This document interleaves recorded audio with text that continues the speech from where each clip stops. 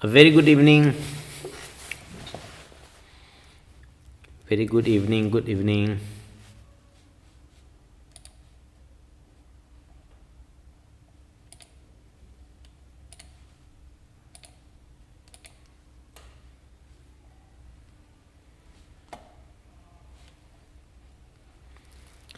Good evening.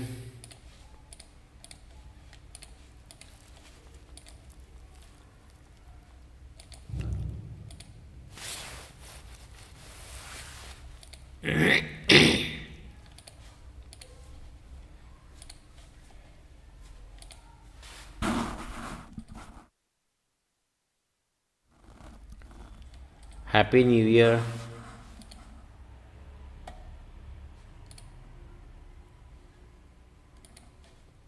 Happy New Year.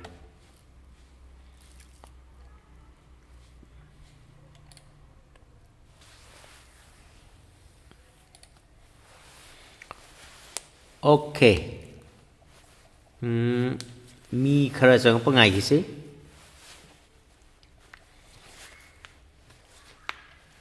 Happy New Year. Happy New Year.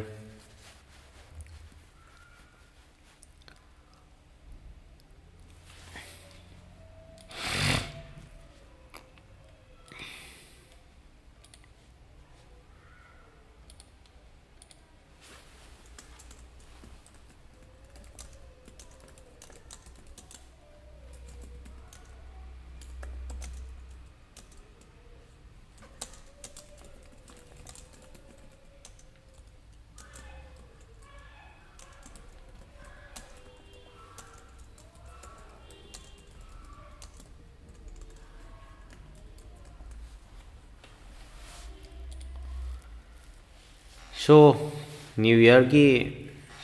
kari resolution launa khrage mayam.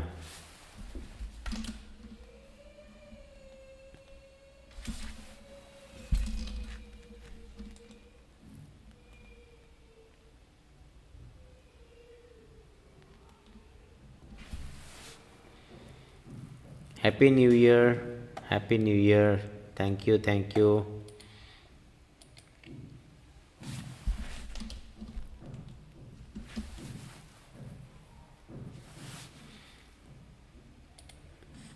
New Year की करी resolution लौना Kharge high तो पे आता हूँ आते हुए नहीं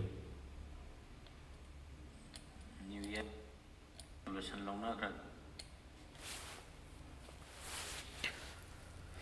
So NEET 2025 NEET 2025 की preparation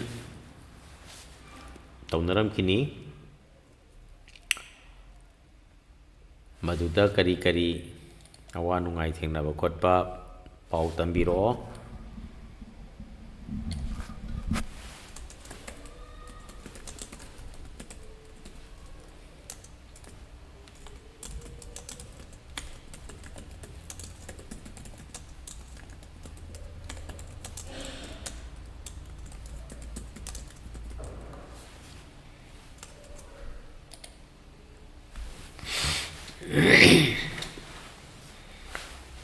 हजू क्लास 10 की 12 की लोनमक रूटीन पीरे CBSE के सु काउंसिल के सु मसिदा करी प्रिपरेशन मवंगदा थेंगनाबा अवाबा खोटपा शेयर खरा तौबिरो तुगा आइना खंगबा खरा शेयर तौजरके आइसु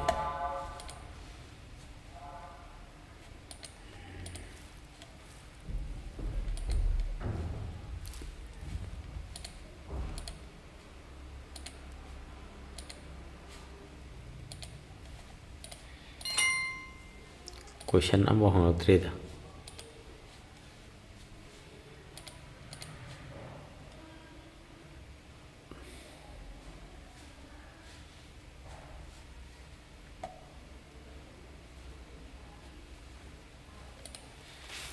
क्वेश्चन हंगलक्त्रगदी आंसर लेररोय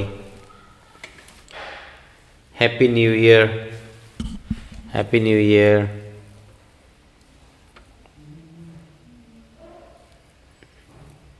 मैं ऑनलाइन की इमेजिन की board like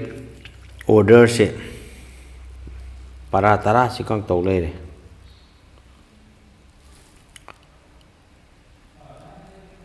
ma'am para tara लोइने पाबी रब्रो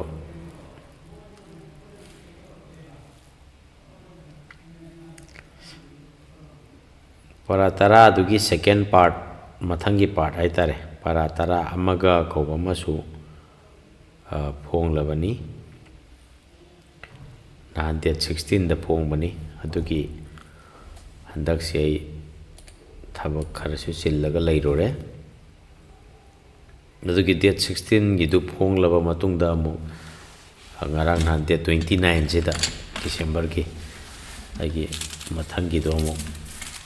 मथंगी लाइक अमसु फोंगे सैरेंगी लाइक नि पोन नाइदर सि लैरे रोगेश्वरी तोइजम फर्स्ट पार्ट तो नुंगाई ब्रो अदो सेकेंड पार्ट सु फोंगबनी ऑर्डर तो संबिरो नत्रगा खोइदा लागा दुम लौरबसु यानी सॉरी लैरबसु यानी रोगेश्वरी तोइजम नंग कैलमदा लैरिगे ओ याम कानैये थैंक यू याम कानब इज वेरी गुड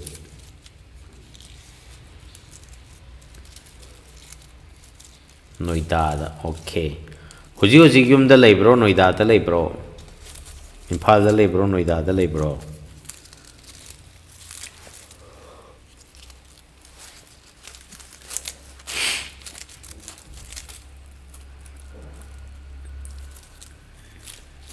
हकाम चल लोरे तुमनिंग बदा याद रहे ओ हयेंग लाकदा ओइरगदी युम योरपगा हंगचितला कैनो अखोइदा लाओ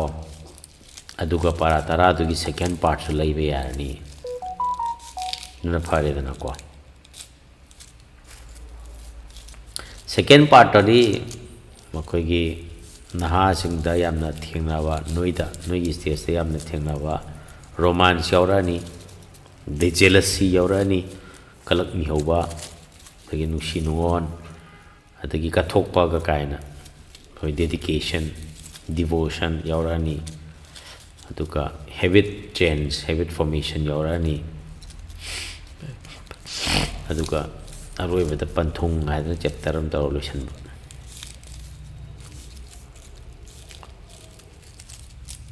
सो करी करी मैम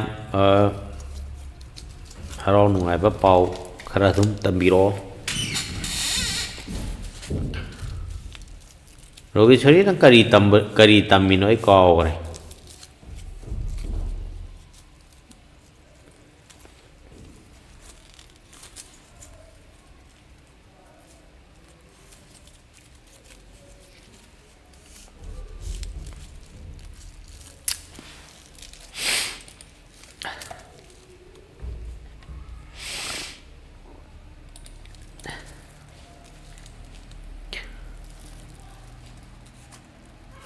MSc लोरे नेट की ओके वेरी गुड कई सब्जेक्ट तनो एग्जाम फेब्रुआरी दा ताबा अदुगा न कदबो युम थोरेबा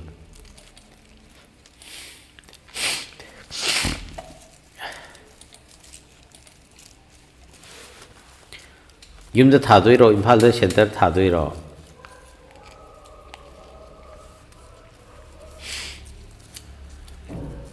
मरक मरक तो होई एग्जाम प्रिपरेशन तो वसीदी अदुम डिमोटिवेशन ओइबासिदी नॉर्मल नि अदुदा का हेन लुमना खंजलुनो हेक डिमोटिवेशन हेक ओइबगा डिमोटिवेटेड ओइबगा नंग खनगदौसे नंग पैखाम थादौ लेरी को हाइबसिदं खनबियो हाइतार ओके इम्फाल सेंटर सेलेक्ट तौगी इम्फाल थोरै नेबा So February the exam nidana. There is your motivation. The only motivation I tare. Up to February nangi life se. Only that exam. Main I tare. Ado hanta ki para tara ama gaside yawe. distraction की मतंग से यावनी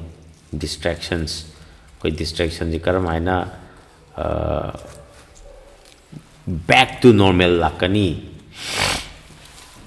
high बन सिंग बतसु हंतक की सिद्धि यावनी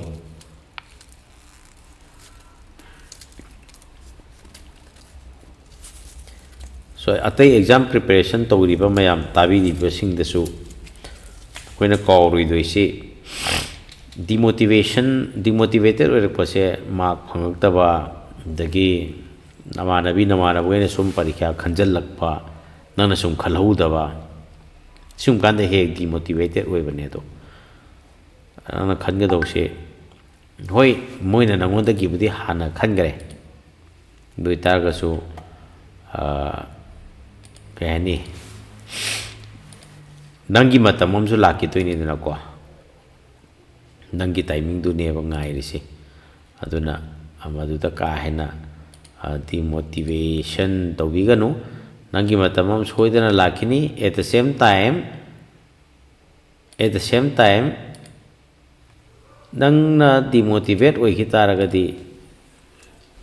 nangna thadore parikha do kanana thani nangna thadoi ni dana parikha do na always motivation oi bi hai tare Churned bio paper se 280 300 test tak tawra leire tips amtang koi 80-20 principle lana ko leiba ko adu gine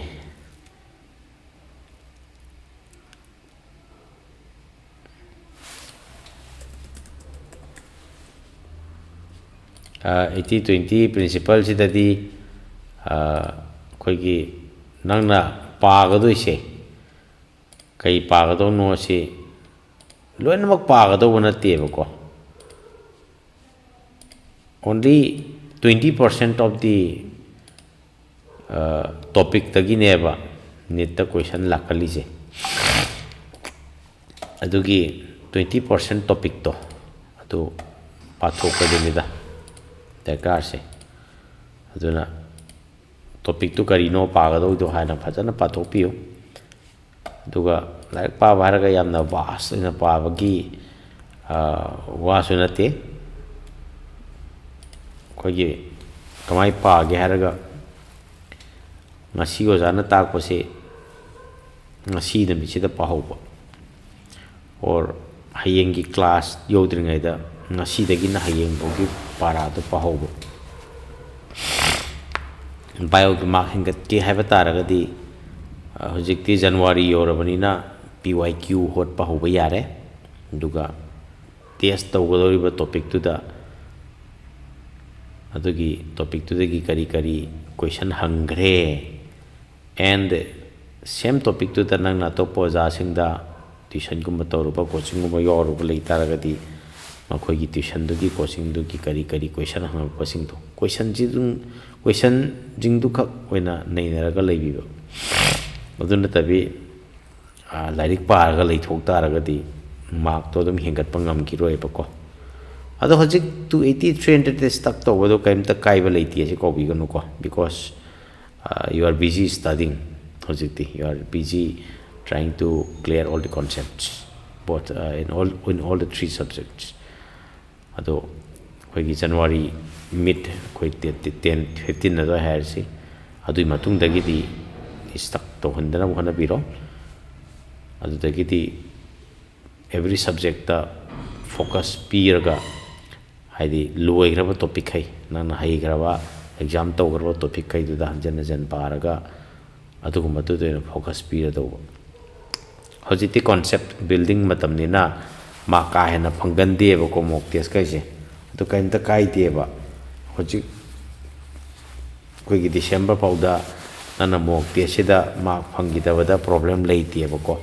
adu January ro po matam da di mark phangak ta ba taraga di problem le ka doi ni aduna adu mark phangan na ba PYQ haraga not necessarily need ki khak nangna tuition torokpa coaching torokpa tuition center coaching center tu ki oja sing tu ki question jing to tu so tum adu question jing do nei na ga phajana lei bi ona amai thamjage ko अतोपा करी करी वाहंग लेरगदे हंगबिरप यागनी अइना अखंग खरा दुम share तौजगे सोइदना कानारमबसु याइदनाको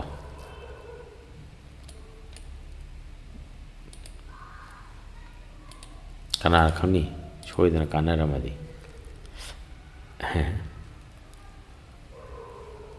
सरोगेश्वरी की ओइनदी अखोइ दोइन लाकपिरो ngak wari watai saraga lore imai pe motivation bu kari parikha thagadoriba student amana demotivated oi haiba wahai se haiba yate because parikha thagadaba satra jidi you have an aim already you have an aim haiba n nadi amma one aim khak leiriba mi dabu karamainan motivation leirido when you have several aims aim mayam leirkandani mi se motivation bharak tareje aidi karamba no man sat ke doije khangdar kanda option mayam leirkanda when you have only one option amakak le se yumda ngasi kenyang tongi hangam tongi aduga nang atop injang masab option abu leitradi na hangam do dum sa tawne ado usopta injang mayam leirkandadi you have several options or kandadi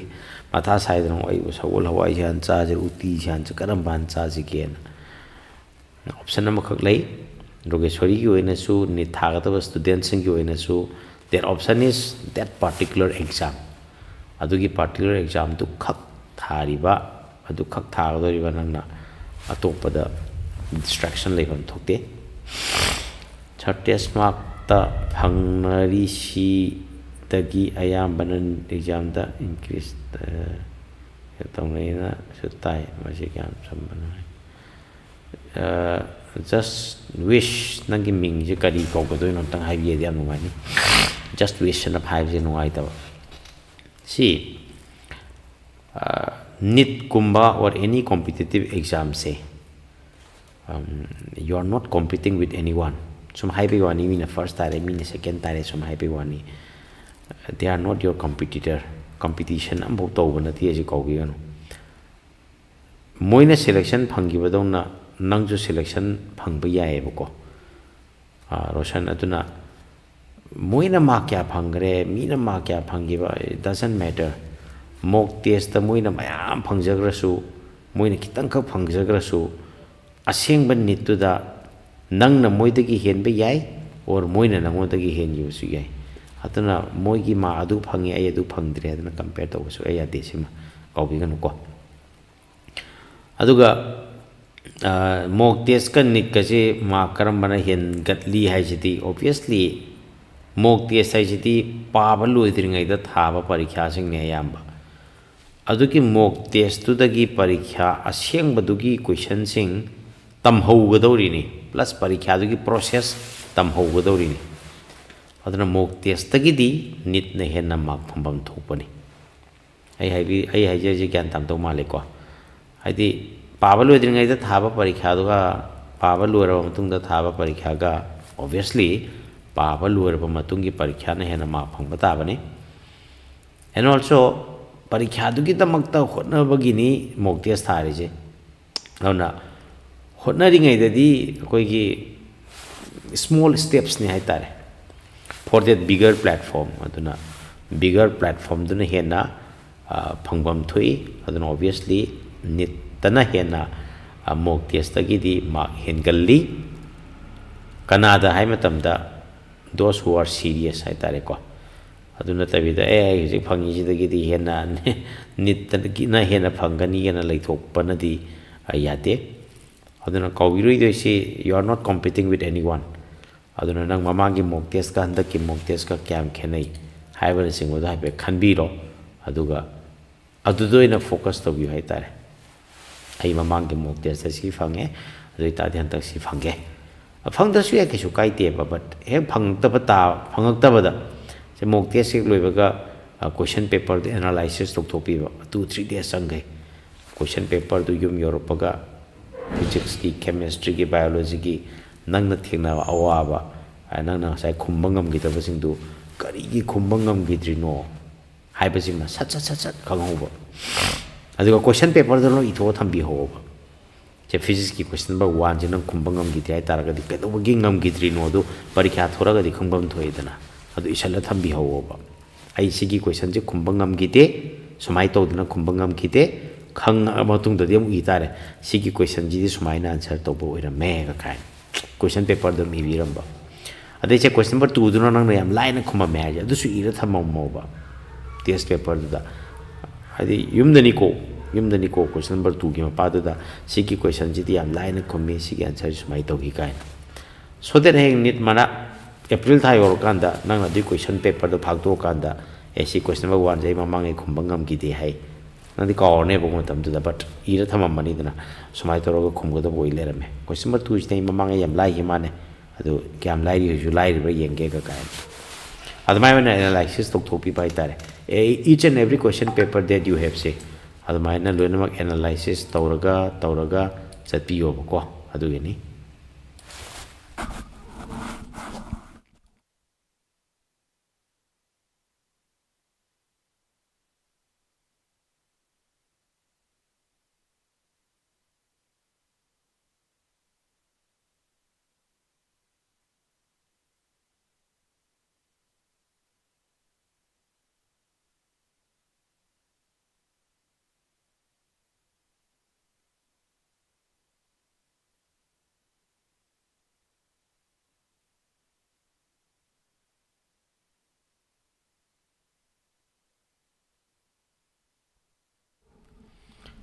so atopa kari wahang leragadi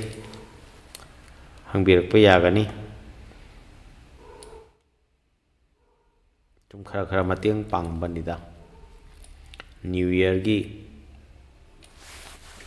khara sanginge ji dai tabra hayindagi demu class hograni mu sangaroi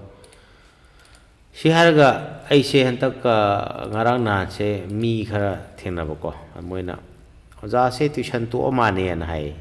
kari no ai mata sai kai no ai kari yam lei rabza no yam sandok pi ba khara yaw bza nei tuition to draba ni hai dana tuition to dra de koi di kari chara hingdoi ba thabam to jab ju na cha de topa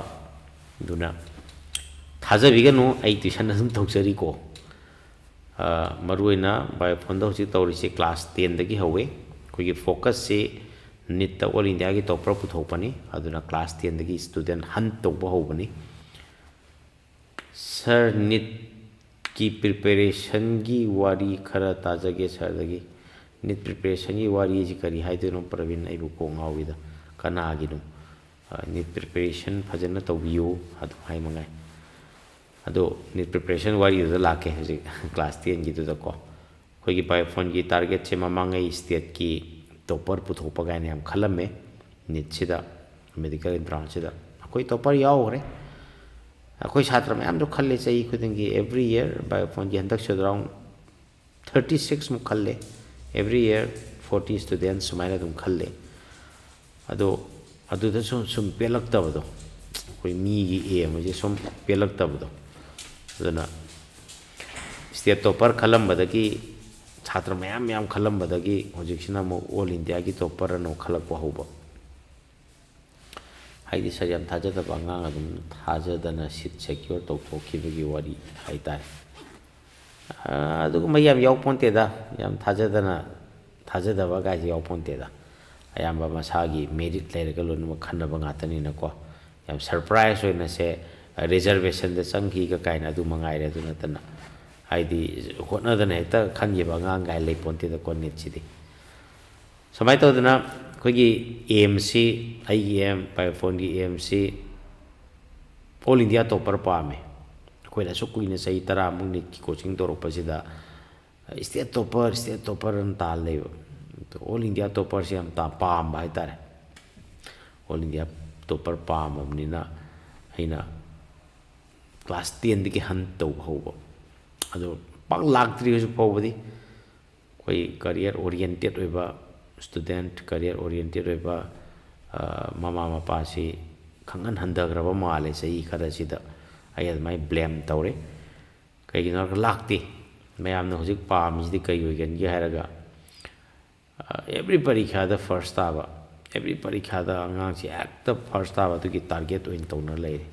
class 10 position लेपा 12 position लेपा अदुमाय तौरे सा 11 पुथब lesson सिंचे coaching द फुकट पंगमगद्रा 11 पुथब लेसन नाइजे करी हाइतो नोय चप चाप खंगद्रे 11 पुथबम थोप नते पुथब आइसे नाना खरा हेउद्री हाइने बको 12 जो पुथर कने बदम वखल दा हाना 11 की सिसु 12 की सिसु हाइब नतबको आई तम्मी गइसे लोय नम तंग फजना तम होगे ना अजो होजिक सुमतम लेरी केदबगी पुथा दोइनो समाय तो क्लास 10 की कोचिंग क्लास 10 की क्लास तवे बायो फोन दा साइंस सब्जेक्ट अहुमक तवे फिजिक्स केमिस्ट्री बायो दुगा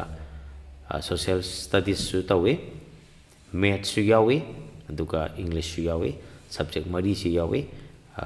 अतोप सब्जेक्ट सिंग दी याउद्री जु फोगेदी सिना क्लास 10 की ओइना तोबो कोचिंग नि यामदे मी 35 मु कक तोबनी अदुना सही खुदिंगे अंगांग सही 30 मी 35 का तोबा सिदी मी याम दिन देतना को क्लास 11 की होजी फॉर्म थारी मार्च की डेट 13 दा अदुगी होबनी आई एक्चुअली कॉरे क्लास 11 की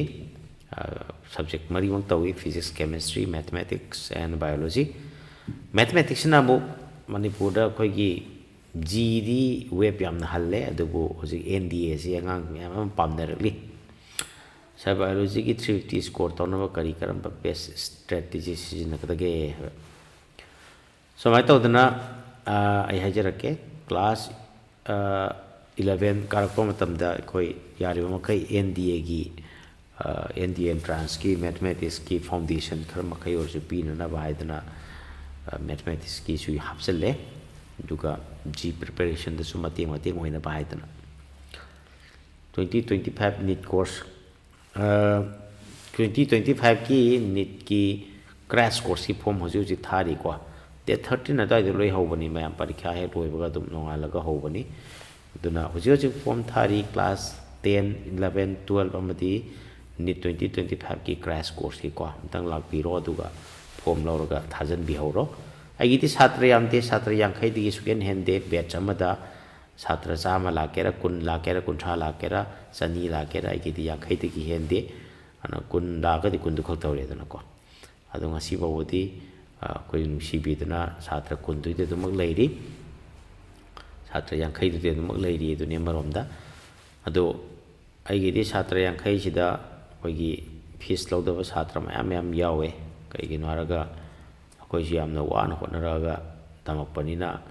अंडरस्टैंड तवे छात्र सिंह करमाइना लाइक तमी माय फैमिली करमाइ तवी मीन्स लेतबा दो आइना कमाइना फीस लौरगा ताउनी दुना कोई यामना कोई कम्युनिस्ट स्टाइल दुनी कोई अरैबदगी खर लौरगा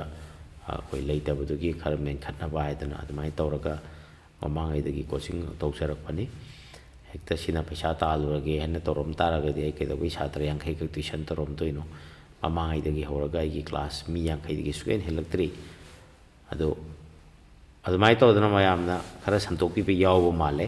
अइंगोंदना होटल दा हारकपने हलम कना कोइ लेकाय हनम कना नंगसे सा ट्यूशन तौद्रमा ने को हादना इन तौवे हाइबा अदो होजिकपुति ऑब्वियसली जनवरी सिदी अकोइ नीट की नतना 11 12 की दी मतम होइतेदना को अदगी 12 की रिवीजन के काइसे होजिका ममांगैदि अकोइ से तुम रिवीजन याम तौरमे होजिकांदी रिवीजन से मो पेरेंट्स खैजना कमाई तो ग्यारगा क्वेश्चन सेमबो जा थी लेरे बको अदुना आई थाई सेना तुम बै वेब तो यावनिंग दे तल्ली हादना आइदी अइना क्वेश्चन पेपर दो पायरगा अंगांग द क्वेश्चन पेपर तो पिथोक तारगदी परीक्षा दो तौबी मोता अंगांग दो डायरेक्ट मार्क पिगिम फत्रने आई क्या आइडिया दा दुमाय लेबनिना क्वेश्चन के शेयर तो कोट ये कल्चर से हम पामजते एनीवे माइ तौदना होजिक होजिक ती नीट की कोर्स अनि खक चथदब तौरी है तारे कोई फाउंडेशन कोर्स लोइदरी फेब्रुआरी दे लोइबगी टारगेट तौबनी छुट्टी बिजु याम तोइरे अन क्रैश कोर्स नीट 2025 की अनि खमदा मार्च की 13 नताइदम होरमगदौ माले लापियो हापेतंग अदुगा नैनमिन हौ शेयर ओइ बोइना है तारे so risina ngai che biology ki 350 score to no kari kara best strategy sijin na kata ke chini rishi number 1 biology power sa cha loi thopio jida speed tu na te ko darkar se हजिक फाउ Rishi ji हजिक class कया कारी 11 12 तमलिब्रा नत्रगना NEET होटनरिब्रा जेफर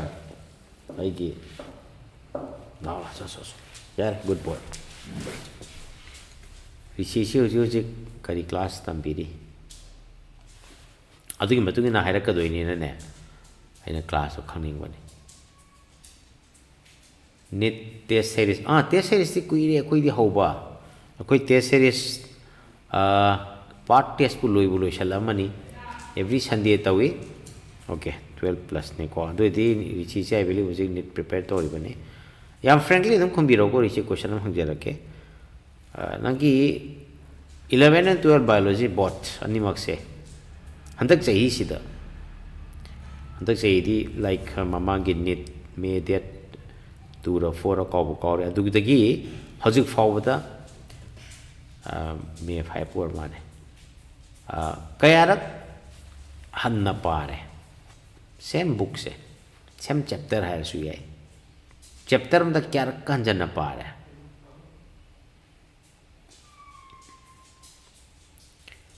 अमुक फो पाद्रिबा ओरगदी zero दम हाइबिरो chapter each and every chapter सिदांग नाइगोंदगी हजि खंगनिंग इज 350 स्कोर तौनबगी स्ट्रेटेजी निदना दु बेस्ट स्ट्रेटेजी निदना अदोइना नंगोंदा हाइरकदोइनिना कहनी नंगी पर्सनलाइज्ड ओइबा पोट ओइबनिना खदि खुमना तारे को सो टेस्ट सीरीज संडे खुदिंगी तौई अदु अदुम याव याखेनी अखोइगी वेबसाइट ता अदुम चंगलगा डिटेल्स लोइना मखंगबनी को आई वेबसाइट तो अदुम सिदा पिजरके 4 times अदि ऋषि अहुम लक्तंग वाली आई तरिया लगा है पाइपु तरिया लगा तरिया लग 350 की निको मिनिमम तरिया लग दी पातो पियो याम कुइने चंगनी खनबी गनो अहानबा पावगा निसु पाव मतम याम खेनबनी अहानबा पावदा पुंग अमा संगदो निसु पावदा हार्डली सम 20 minutes अहुम लक सुबदगदी याम चंगरोय मंगारक सुबदगदी जटलो येंगदा लोइनी हाइतारे यारबा जीरो की सुखरा हाइबिरो सर पाबैदी याकेद्रा टाइमिंग से पाबैदी यानी बट 2025 की दी खितंग दी वारनी हजिक फो अम्बो पाद्रिबा जीरो ओइरगदी को 2026 लैदी केमता पाखनिंगाय लेते अन ऋषि अइना हाइजरिसे ज्ञान ताबिरम दौ माले को हाइदी एटलीस्ट लाइक टू मयाम पाव हाइबनिदा नंबर 1 स्ट्रेटेजी नंबर 1 ने को read the chapter as many times as possible samane physics ki jo chemistry ki jo same topic hanjan hanjan paaba same chapter hanjan hanjan paaba same anka hanjan hanjan hot pa number 1 number 2 da adu lorba matung da same question hanjan hanjan amuk to biyo pyq oigera mock test kai de thengnari ba question paper oigera नंगी question bank अना like हम लेजरम ने अदुगी question जिंग दु ओइगेरा same question जिंग अमु कान जन जन अमु तौ अदुदी मसिंग क्यारक no high ngамद्रे न नंग अप नंग खंगद्रिबो अमुक तौ द खंगदी ओके इनफ अनिरक त खंगदी अनिरक तु दे enough that is the best strategy अने तो खक्तनी number 1 like too many times पाबा खंगना पाबदी कॉपी बेद्रेंग पाबा नदी यारो अदु नंबर 2 दा क्वेश्चन जिंग अमुक नंग खंगद्रिबो अमु हंजन जन इना बिबो ऋषि यारद्रा तो प्रवीण जीरो की दी कमाइन 350 फंगुनी जीरो की दी आई हजिक फाउदा आई बायोलॉजी पूरा कंप्लीट न पांगमद्री हारगा मे द पैखानी था मरी सिदा आई बायोलॉजी जी तरे लग पारगे हादे यस बायोलॉजी द नंग 350 बुदी फंगी बे याई बट फिजिक्स केमिस्ट्री सु लगी न को अदुना बायोलॉजी द 350 फंगा सु नीट से खंदबदिना कहीं फिजिक्स केमिस्ट्री तक जो मार्क खर लातब यारोय नीट खन के दी यामद्रबदा कोइना हजिक याम सेफ होइबा टारगेट से 600 मार्क्स अन हाई कोई दे अदु सेफेस्ट दी 650 नि on a 650 mark 650 mark is the ultimate target hai tare mayamgi si oi da bor ka di si target tham da bor ka di ainang target to niem di pan da ba yai da target to wang na tham da ba ya di 650 is adum wang ba kawe 700 ka hai tare de koina all india gi oina tawe ba ko PYQ hot pay mongi si khar pan biro PYQ di nana para para matun do hot kada bane question du dang pa lai peti yaroi chapter ma parani chapter du pawal raga PYQ holani PYQ hot pa da khangi way good khang da bagai no problem amuk lai to pa da re PYQ hot pay mongi je dun ya haidi answer maning dia ore na like maning hang to ga PIQ hot pa taraga di madugi meaning lai ti hai tare ko Barasyam thank you bal kharang an thore so to pa hang sing le ka so tum hang birak pa ya kini ai nga ha 850 da ho di lai ge pung mapan da e tum ge chemistry da kam do na full mark phang ga da ge sir chemistry da full mark phang ba se is not a child's play hai tare ko yam arai ba thabak ti oi de chemistry da full mark se lui dum hai jage to pa wahi phajaga sin na ya ponte adu oi thok tabra hai ba di oi thoi because all india gi oina chemistry full mark phang ba satra mem yaw all india gi oina chemistry full mark phang ba sat yawi manipur gi oina chu chemistry full mark phang ba satra yawi saniti course kai sampat ki dura yang pali ani mak ta tawgani ko crash course kai sampat tu tawgani adu pa kai sampat na only biology khatani ko aduga ayang pali dana physics chemistry biology go ko so chemistry da full mark phange haiba ta ga di ahan wada lalen chemistry ki karam ba chapter sing da ki question ji yamna lakal li chi man pan khang bi batai se ta khali yembiyo chemistry je maruina subject ahum ne noina class 11 12 de yauri se physical ne organic ne inorganic ne question analysis हम तक तो थोपियो सही खुदेंगे को Shabnam miss Shabnam sir thank you करी thank you हाई नो दिखंग दे दुबु thank you happy new year so अहुम सिदा सही खुदेंगे नित ख्वाइदगी हंगन बसे लांगनेन करम ओय नन होजि पो एनालिसिस तौरबा ओरगदी तौद्रिबो ओरगदी अदुम खंगदे अदुम हाइबिरो को कैसु काइदे कोई फिजिक्स की जो दूंगा प्रॉब्लम से कोई ट्यूशन में फंग कैसे मणिपुर की होइना फिजिक्स की ओजा गई एकदम अंक तो खोलगा एकदम लेबे मोंग तो दैना कोई ओजा सिंग सिदा यारि गई अदु तौगनु थ्योरी फजना ताकपियो ने हायबको सर बायो से कावबसु थुई सर फजना पासु हेक्ते एग्जाम तो ऑप्शन दे हेक्ते ngaवबसु यावी काव थुबगी थ्योरी हम खगलै आई ngатang ले हाइजरके आई लांगलेन आंसर जे पिरक्त्रमनिना अदुगी आंसर दो दुम हाई बो हाइरके कावबगी मरम से को कोइगी केम खगलैये लर्निंग कर्व फाइदन खगलैयेबको आइना सेमजन जबन चदे आई ngатang आइगी स्क्रीन जी उच्चरके आइगी सक उत्तबिदा मयाम अदुगा learning curve sing atang taksagi haitar aigi image kadai chakre madu bu kamai utpano display capture nati he kenom haidai sbar syam wadi syam hairadam ni kai chakre media source bu kawre ni desktop kain to bam lei bani media source okay ऐसे नते my desktop screen này vậy ok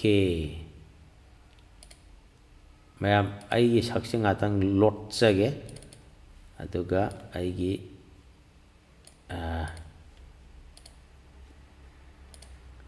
desktop screen हान उच्चरके को ma'am screen जी उबिरमनी learning curve हाइबं खुलेबको ता bio याम कौगल ले हाइदो bio खंगनति को कौगन मुसे subject लो एदुम कौरमनी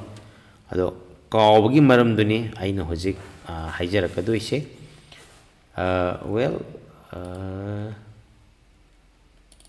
कदाई लेगरे उत्के सक्सु उत्के आयु खर तम होगे के दरगे मयाम याय केनो हा आई चखरगे आई सकसे लोई मांगरगन हम दौरे नंगना फुल द चक्र समाइना ai saksina ai ju kitang yaujage tawni sumai chatlo tabre yenge taramane imai pe mai chauman ngare yare ai matai ibungo straight na matai chalo kai chakare chalo yare ma'am यार माने को learning curve से कमाई तो यार का चमाई तो है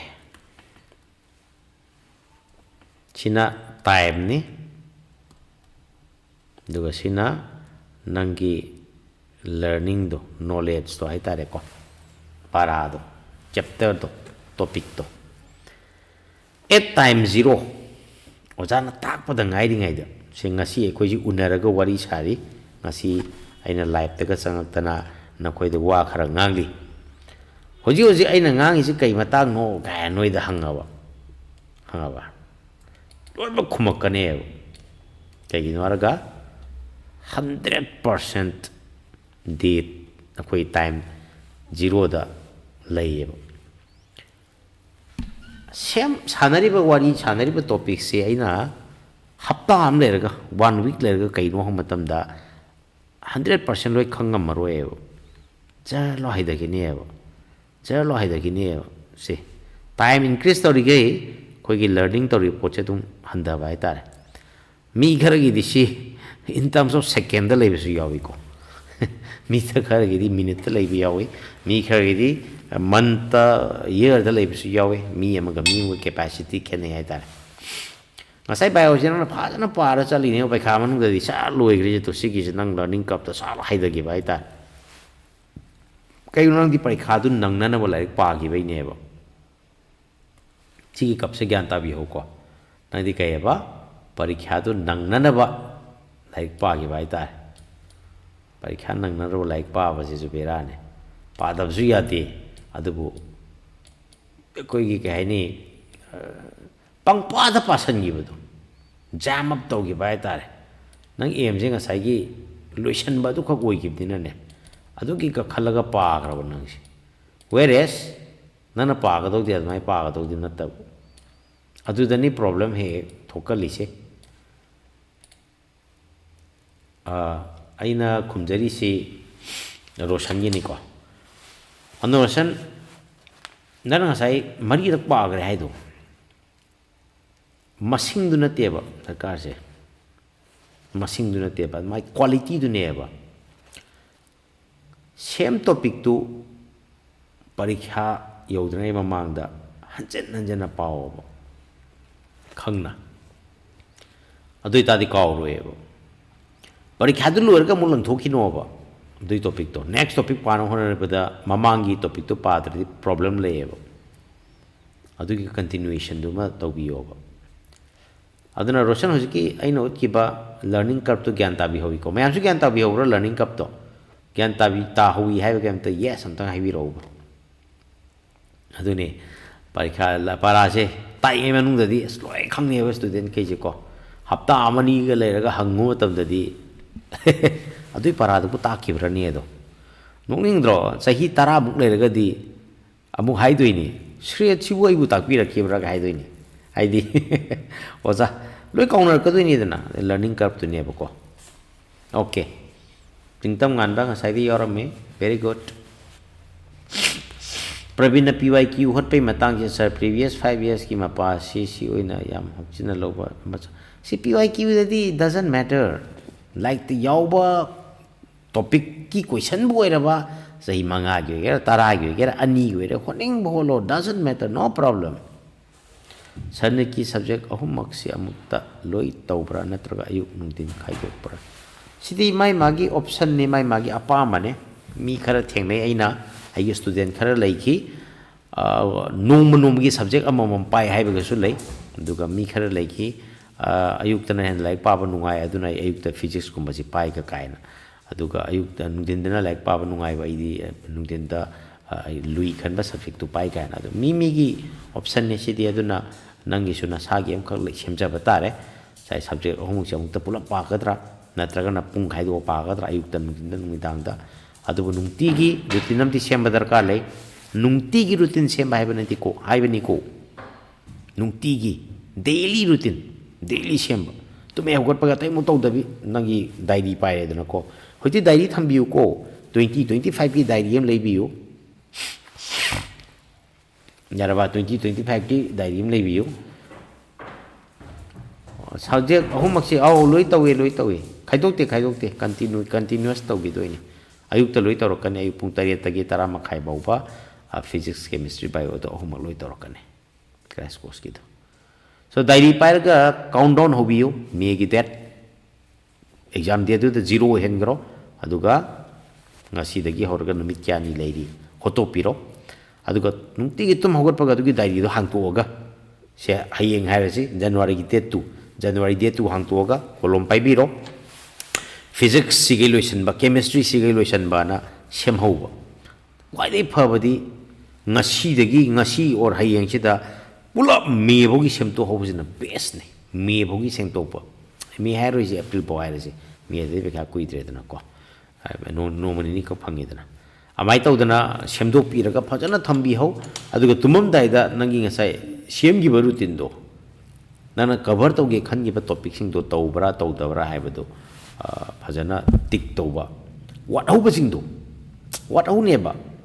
वाट हौदबसु यावनी बट वाट हौबा दुम यावरकनेबा अदु वाट हौबा सिंग दो छुट्टी लेबा नुमित ngaigada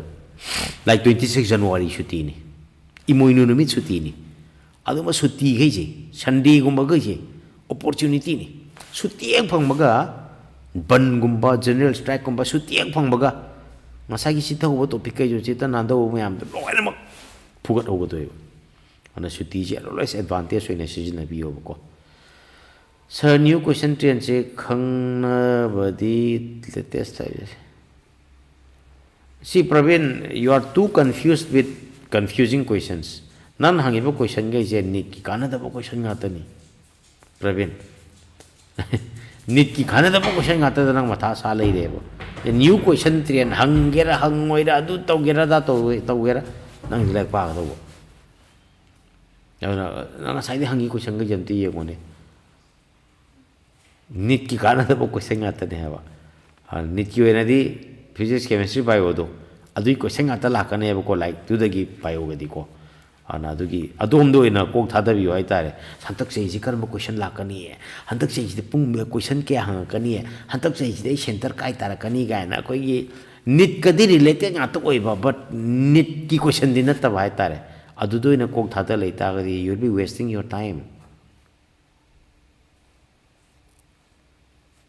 मैं मते जो खंबी को कानदबो क्वेश्चन मत माहन बिगनु कानदबो क्वेश्चन नदी एनीथिंग कानदबा मतम माहन बिगनु हाइजनी होजिति और लाइक टू पारगा नीट टू फावगदोइनिना नीट टू खक नंगी टारगेट निना अतोप डिस्ट्रैक्शन नमो थंबिगनु अदो हाइरि मे हमसे हंतकी पारा तारा अमगा हैना अनौबदो लो यावरबनी को मैम पारा तारा अमगा दु नीट और एनी कॉम्पिटिटिव एग्जाम थारिबा कैंडिडेट सिंगी यामना कानगनी आइजो मार्केटिंग मतियम तौजौगे अदुगा अमुकसु हनाइजरी आई ट्यूशन तौरी आई ट्यूशन लेप कैमता लेते होय ट्यूशन यामना हनथै बिकॉज नोइगी मैडम हाइ तारे आई वाइफ होजे गुवाहाटी दा माजी पीजी तौब तम लेगिबको अदु मा लाइक तम चखिबनिना आइना युमदा अंगांगसिंग खरा अंगांगसिंग मतम लेब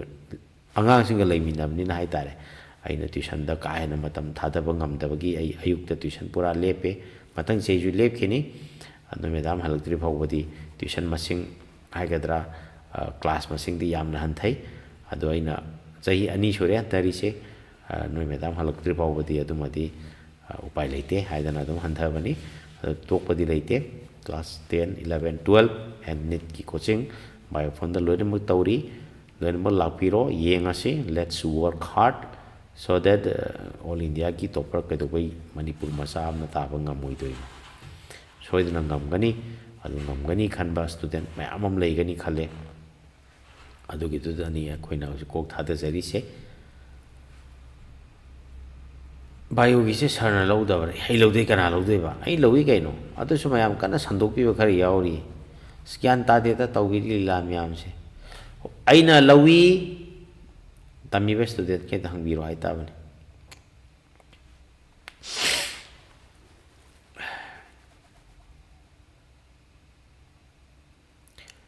para tara se adum biophone da su akhoi su book store ma hangjare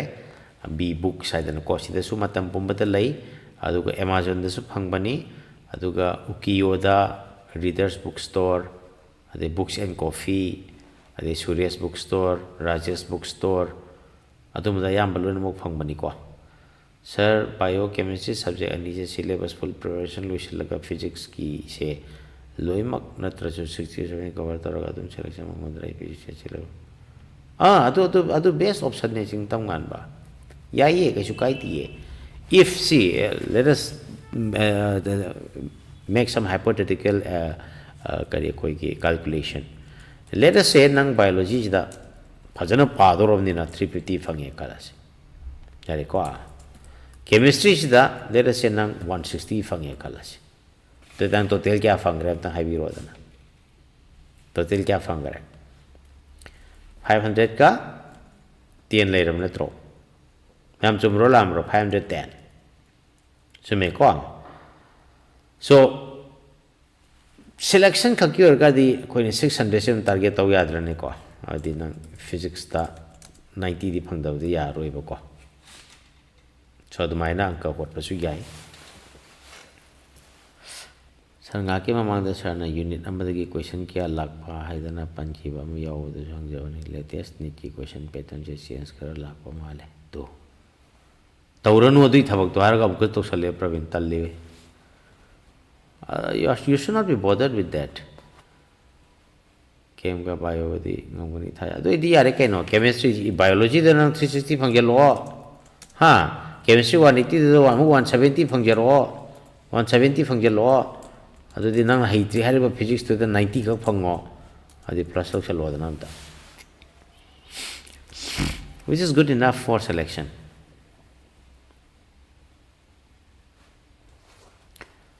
फरे मयाम अदुदी याम नुंगाइरे see the physics ता अरुबा क्वेश्चन ने जे कैनोम ता हाइबिरोनी हाइदी theoretical part Tura or analytical question हो answer calculation part to ram ta happy rowa singtam gan bagi hairi se arubai je theory kai jara or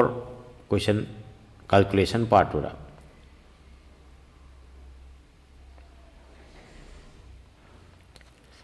nangon da karam ba koi ki MCQ like pai ge singtam gan ba duma jo happy ro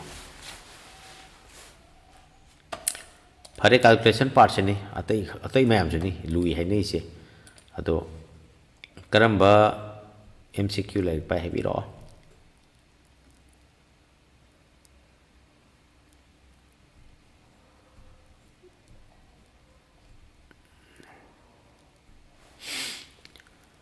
none पारी बा MCQ like तो अतो की ममांग दने अतो मियाओ बने each and every chapter the key in the past few around 5 6 7 मुहायर से question क्या हम लाख के है तो अदुगे क्वेश्चन तो जो मुकरम बट टॉपिक तक लाख कर ले जो याओ ने हम के वीडियो नीट की क्वेश्चन पेपर तो सही मंगा तरा मुक्षद कैलकुलेशन दो अदुदी यारो ये फिजिक्स की दो कोई की फिजिक्स वाला की पंच हना लाइम ले बने अदु पाई भी रसु याई नत्रगना इवन कोई की MTG की रसु याई याव बने हसु के न हाई दो अदु का सही मंगा तरह की क्वेश्चन है पितंग एनालिसिस तो थोप द फिजिक्स की क्वेश्चन निफु मंगा चितने कैलकुलेशन से 50-50 वो फादा बने अब सर केमिस्ट्री फिजिक्स दिया तुम फंग बंगा मनी बायो से ऑलमोस्ट टिपावा लोरे बट आई बायो से माफम बका डिफिकल्ट हो सर ते सीरीज होद्रि नई सिदा कई कई तौरनी खेल होई नहीं बायो दी पागदा बको बायो दी नो अदर वे पावा रीडिंग सो फिजिक्स की क्वेश्चन निफु मंगा सिदा कैलकुलेशन से जेंगा साइना नंगो 90 मार्क्स हाई किदन को अदगी अदुई पोतु दनि को लाकदोइसे 90 मार्क्स सिदी कोई क्वेश्चन क्या होट पदनो फंगदोइसे क्वेश्चन कुन गमंगा चुमम तारगदी 100 मार्क्स निको नीट की क्वेश्चन निफु मंगा तो कुन मंगा तो हाइबगु मनि के दोगे क्वेश्चन कुन लंथोम हाइगुमनि के दरोगे